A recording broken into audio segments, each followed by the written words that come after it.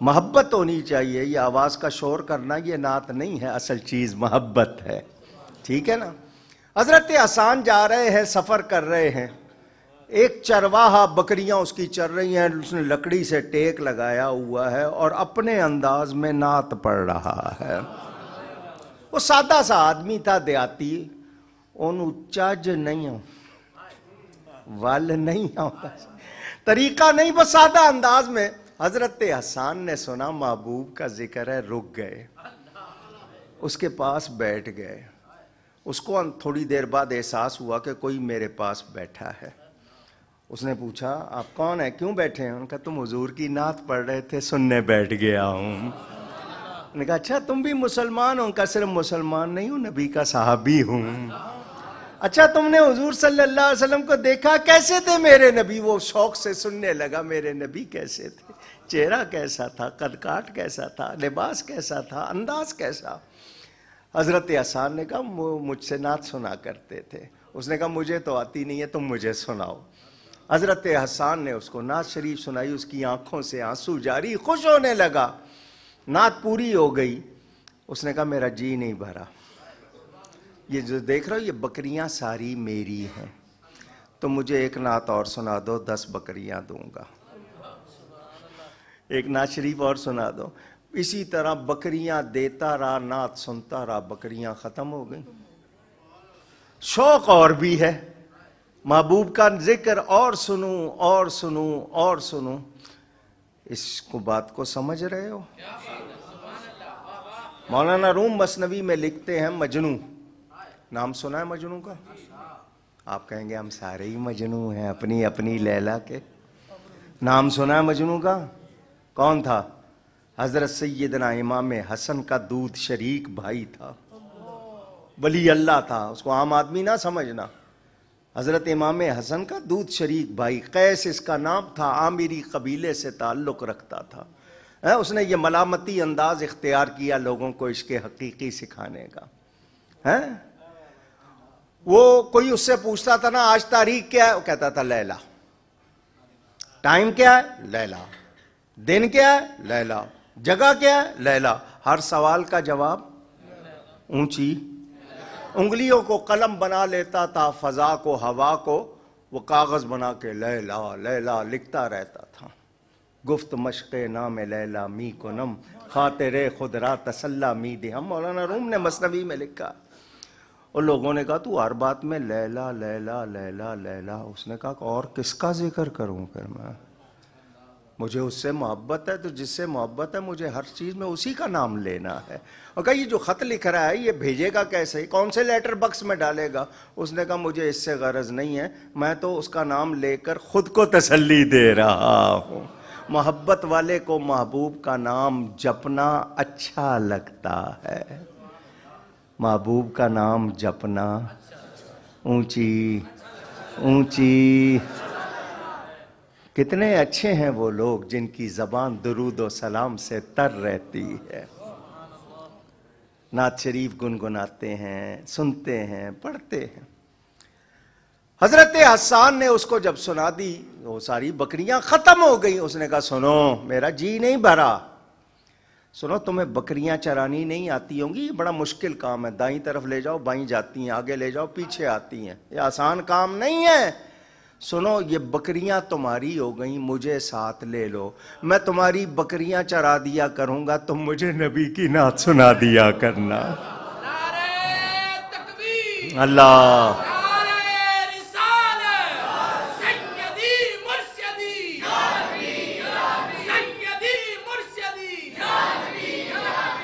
مرشدی، شدی نہیں مرشدی. مرشد کے معنی راہ دیکھنے والا، مرشد راہ دکھانے والا. مرشدی ہاں زندہ. اگر آپ کہو نا مرشد جیوے تو وہ آپ اپنے لیے کہتے ہو، کیونکہ آپ مرشد ہو تو آپ اپنے جینے کا نعرہ لگاتے ہو. سنیں میرے دوستوں اور بزرگوں، نعت شریف کتنی پیاری چیز ہے.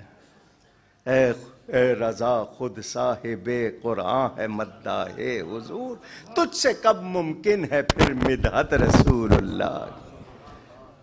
آج بھی شیخ سعدی کی روح 700 سال ہو گئے، ان کی ربائی دنیا پڑھ رہی ہے یا نہیں پڑھ رہی؟ بلغ العلا بکمالہ کشف الدجا بجمالہ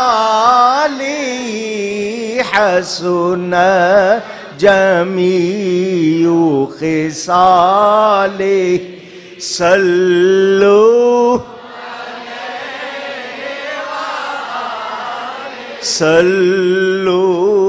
علیہ۔ ناراض نہیں ہونا، میں بڑے پیار سے کہہ رہا ہوں، بلغ العلا بے کمالی نہیں بی کمالی۔ بے عربی میں بے زیر بی، اردو والے بے زیر بے پڑھتے ہیں۔ اسی طرح سلو، سلو نہیں سلو، حسنت، کیونکہ الف پیش او عربی میں، تو آپ اگر وہ اس طرح نہیں پڑھو گے تو پھر وہ معنی بدل جائے گا، بے کمال ہی کا مطلب معنی اور ہو جائے گا۔ پھر پڑھ لیں، بلغ العلا بکمالہ کشف الدجا بجمالہ حسن جمیع خصالہ صلو بلغ العلا بکمالہ، اپنے کمال کے ساتھ بلندیوں کو پہنچے۔ کتنی بلندیوں کو؟ ساری کائنات نیچے، میرے آقا کے قدم اونچے۔ کشف الدجا بجمالہ، حضور کو ایسا اللہ نے حسن و جمال دیا، سارے اندھیرے دور ہو گئے۔ حسنت جمیع خصالہ، ان کی ہر عادت ہر ادا پیاری ہے۔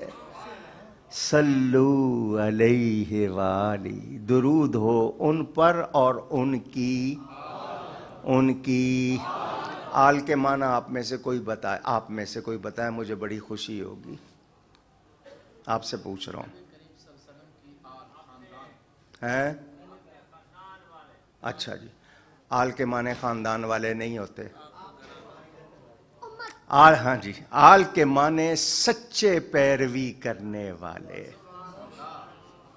آل کے معنی سچے، اولاد کے معنی آل وہ معنی بھی ہے، وہ بھی چل جائے گا، لیکن آل کے اصل معنی کامل متبع، جو پوری طرح پیروی کرے۔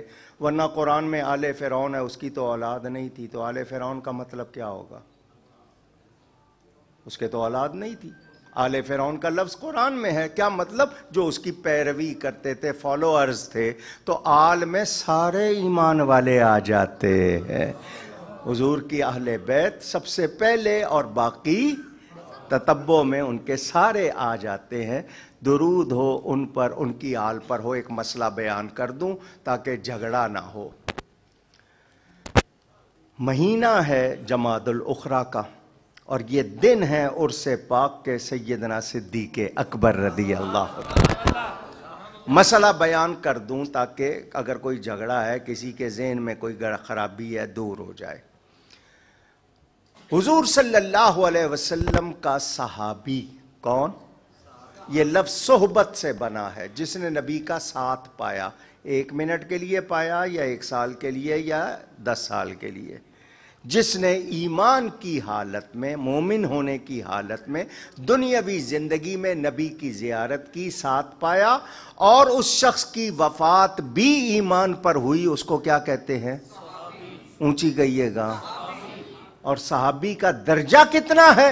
حضور فرماتے ہیں جو میرا صحابی نہیں، احد پہاڑ کے برابر سونا اللہ کی راہ میں دے، اور جو میرا صحابی ہے وہ مٹھی بھر، ہینڈ فل جو اللہ کی راہ میں دے، وہ تو غیر صحابی میرے صحابی کے درجے کو پہنچ سکتا نہیں۔ یہ صحابی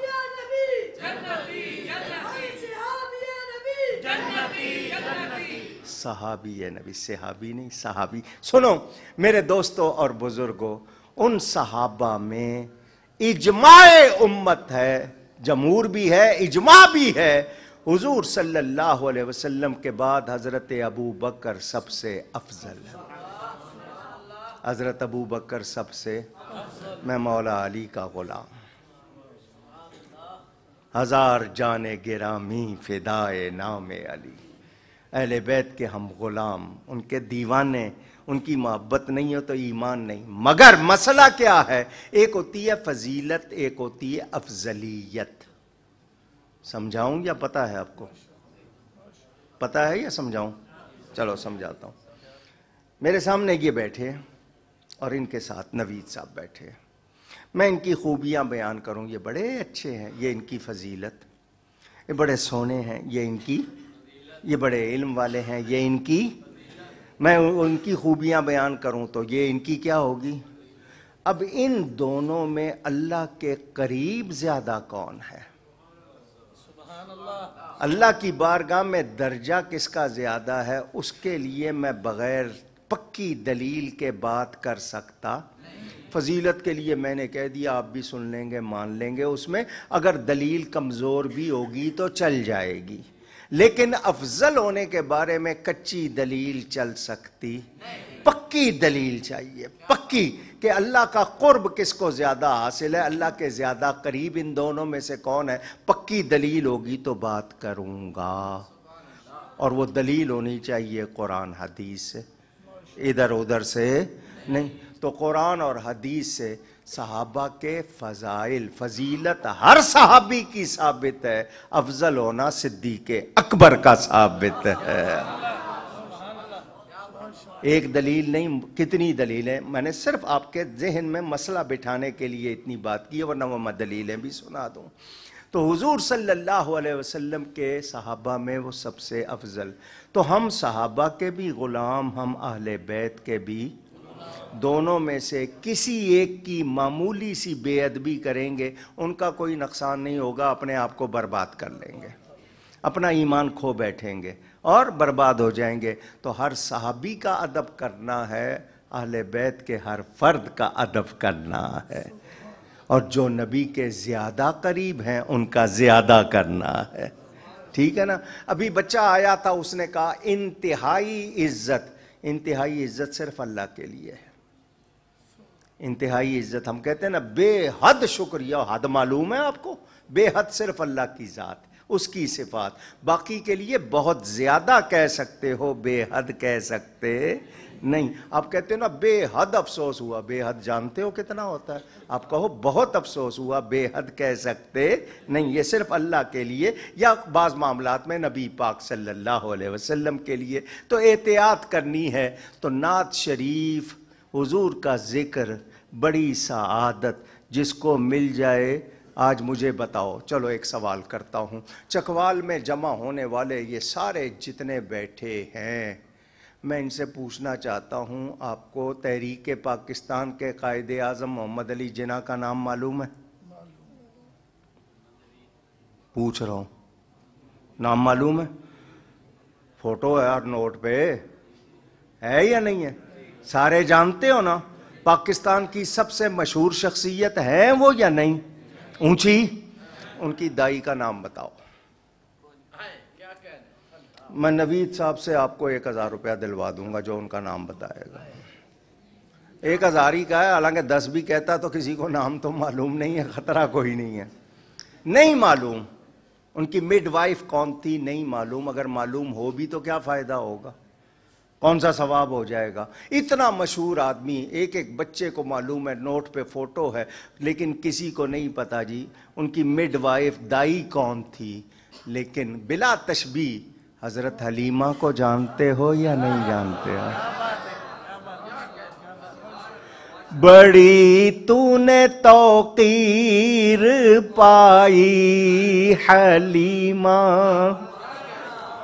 بڑی تو نے توقیر پائی حلیمہ، کہ ہے تو محمد کی دائی حلیمہ۔